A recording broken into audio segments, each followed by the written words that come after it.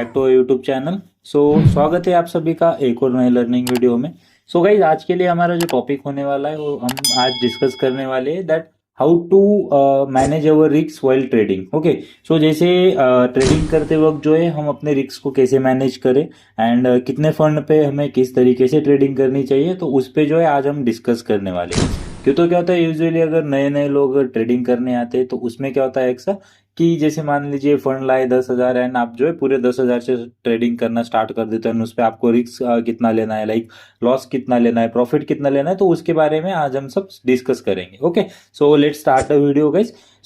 देखिए सबसे पहले गाइस हमें जो है क्या करना है, रिस्क मैनेजमेंट के बारे में, मतलब रिस्क मैनेजमेंट क्या होता है ये जानना है। ओके, जैसे मान लीजिए रिस्क मैनेजमेंट क्या होता है, जैसे मान लीजिए अगर आप 100 रुपए कमा रहे हो, ओके 100 रुपए अगर आप कमा रहे हो, अगर आप लॉस कर रहे हो तो आपका इसका मान लीजिए आपको आपके रिस्क की कैपेसिटी के हिसाब से आपको 10% अगर रिस्क करना है तो फिर आपको आपका लॉस होना चाहिए 10 रुपए। ओके, 100 रुपए आप अगर कमा रहे हो तो आपका लॉस होना चाहिए 10 रुपए। ये आपको मैंने एक एग्जाम्पल बताया। इसी तरीके से हम जो है अभी डिस्कस करेंगे कि किस तरीके से हम जो है अपने रिस्क को मैनेज करें, इसको हम रिस्क मैनेजमेंट बोलते हैं। ओके, जैसे मान लीजिए एक एग्जांपल, आप लोगों के पास में बेसिक कैपिटल अगर होता है, मान लीजिए 10,000, अगर कोई अगर 10,000 से ट्रेडिंग शुरू करना चाह रहा है तो उसके हिसाब से हम डिस्कस करेंगे।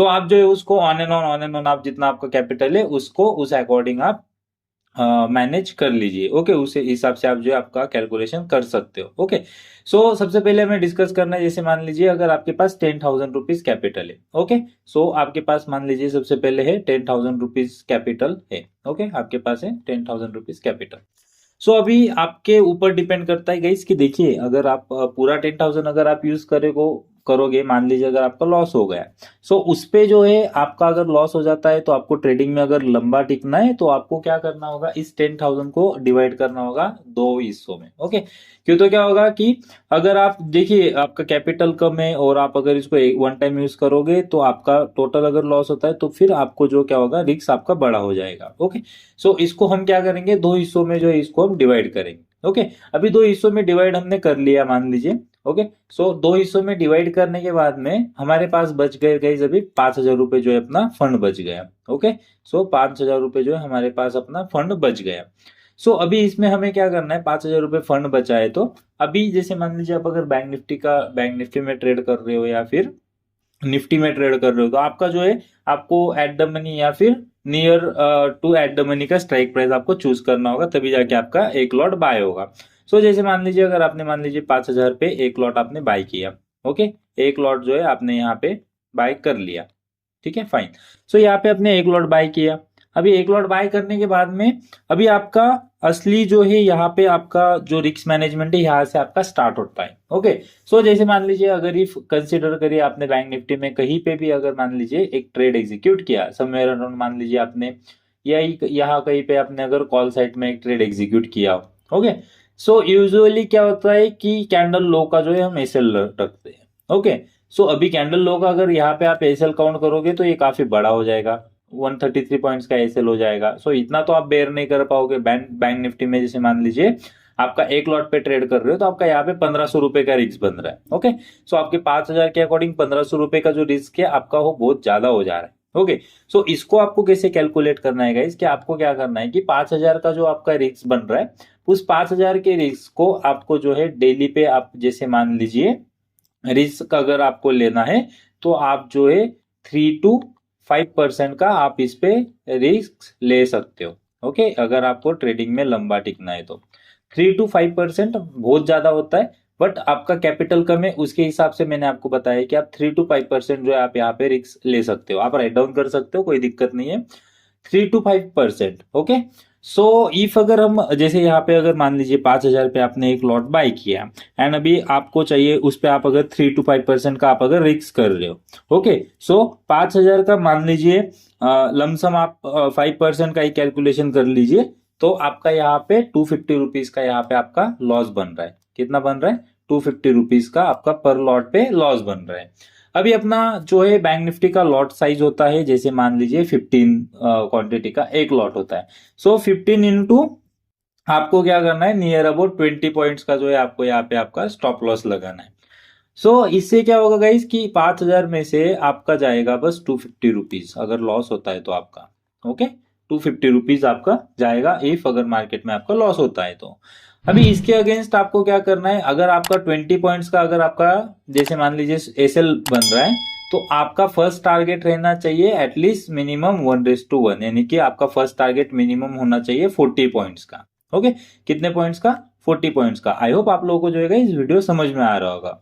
जैसे मान लीजिए आपने एक लॉट बाय किया, एक लॉट पे आपका 5 अकॉर्डिंग टू 5% आपका रिस्क आपका बना, 250 रुपए का आपका लॉस बना, यानी कि आपका 20 पॉइंट्स का लॉस बना। अभी 20 पॉइंट्स 1:2, अगर आप मान लीजिए 1:1 भी करते हो तो आपको फर्स्ट टारगेट जो आपका लेना होगा, आपको मिनिमम 40 पॉइंट्स का लेना होगा।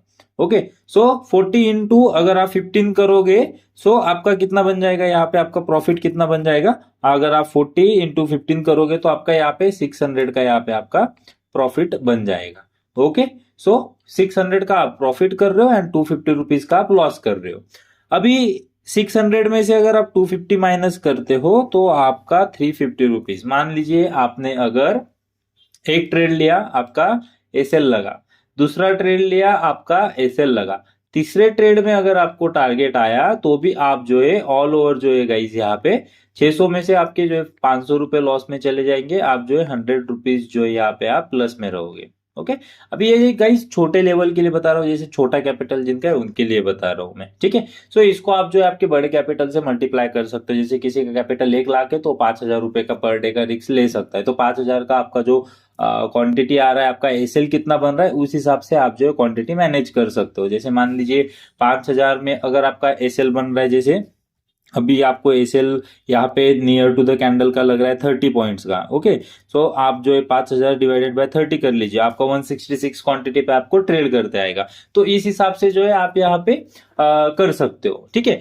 आपके हिसाब से आप रिस्क मैनेजमेंट कर सकते हो। ओके, सो यहाँ तक आप लोगों को समझ में आ गया होगा गाइस, जैसे मतलब मुझे जैसे मैं समझा रहा हूँ आप लोगों को यहाँ तक समझ में आ गया होगा। ओके, सो अभी आपको क्या करना है गाइस, जैसे मान लीजिए आपका ये तो होगा रिस्क मैनेजमेंट, आपको 3 to 5% का लेना है, इसके अगर अकॉर्डिंग 1:1 का आपको टारगेट लेना है। ओके, सो अभी देखिए 1:1 का टारगेट में क्या होता है गाइस, कि जैसे मान लीजिए अब उसके बाद में आपको क्या करना है कि पोजीशन जो है आपको सीधा स्क्वायर ऑफ नहीं करना है 1:1 में।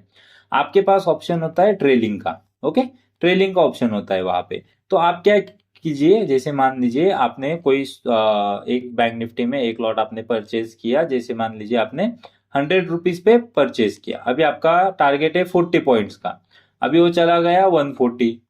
सो 140 पे क्या करना है, आपको स्क्वायर ऑफ नहीं करना है, आपको क्या करना है कि आपका जो एसएल है उसको आपको 140 पे लगा देना है।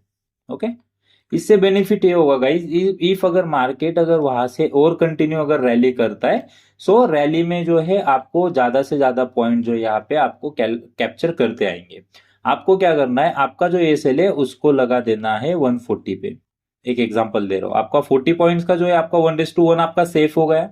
एंड अगर इफ मान लीजिए यहाँ से मार्केट चला जाता है 200 250, तो जो भी XYZ जो भी जाता है, सो वो जो है आपका एक्स्ट्रा आपका बेनिफिट होगा। ओके, इफ अगर मार्केट वहां से फॉल बैक करता है या फिर फॉल डाउन करता है, तो आपका जो 1:2 का जो टारगेट है वो यहाँ पे आपका आपने सेव कर लिया है। ओके, सो इस तरीके से जो है गाइज आप आपका जो है रिस्क को मैनेजमेंट कर सकते हो। ओके, सो अभी ये बात हो गई आपकी बाइंग की। अभी आप बोलोगे सर हमारा तो 10,000 कैपिटल है एंड उसमें से हम जो है 5,000 रुपए यूज कर रहे हैं, तो 5,000 का क्या करना है।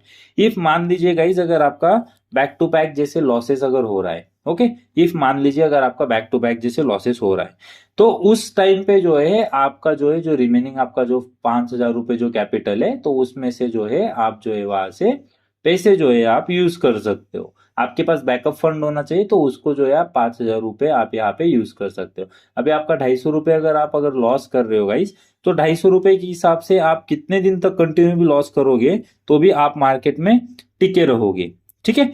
सो आई होप गाइस आप लोगों को जो ये वीडियो समझ में आया होगा, और भी हम वीडियो आपके लिए लेके आएंगे, ठीक है, इसके ऊपर आने वाले टाइम पे। So please hit the like button and thank you for the watching video. And आपको जो है चैनल को सब्सक्राइब करना नहीं भूलना है अगर आपको वीडियो अच्छा लगता है तो। Thank you for watching video guys.